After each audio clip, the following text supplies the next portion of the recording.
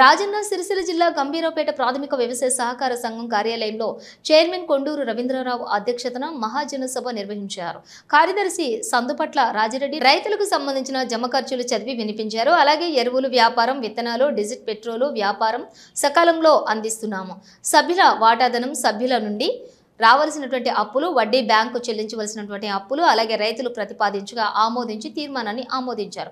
ఈ కార్యక్రమం chairman Konduru Ravindrarao, vice chairman Ramanjaneya Goud, director Anjireddy, Arutla Rajireddy, Rajmir, కార్యదర్శి రాజిరెడ్డి, బ్యాంకు ప్రతినిధి Muddam Srinivasareddy, Kothapalli single window chairman Bhupathi Surender, పాలకవర్గం సభ్యులు, రైతులు, బీఆర్ఎస్ పార్టీ నాయకులు తదితరులు పాల్గొన్నారు.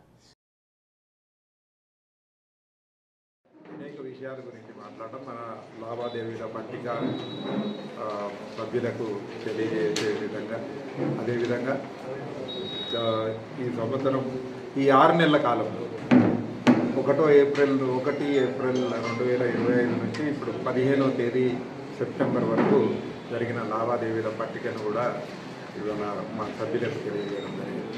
చేసిన కార్యకలాపాలు, విత్తనాలు అమ్మడం కానీ, ఎరువులు అమ్మడం కానీ అదే జరిగింది. అయితే ఈ మధ్యలో ఈ గత నెలలో ఆగస్టులో ఆడిట్ కూడా అయింది. పోయిన సంవత్సరం 24-25 సంవత్సరానికి మా లావాదేవీల ఆడిట్ కూడా అయింది. ఆడిట్లో 43 కోట్ల రూపాయల ట్రాన్సాక్షన్ జరిగింది. దాంట్లో 36 లక్షల రూపాయల లాభం ఈ సంఘం ఆర్జించింది. ఖర్చులన్నీ పోను, జీతాలు, భత్యాలన్నీ పోను 36 లక్షల లాభం వస్తే అందులో నుంచి మా సభ్యులకు 3,910 మంది సభ్యులు ఉన్నారు. కానీ క్రియాశీలకంగా పనిచేసే సభ్యులు 1,491 మాత్రమే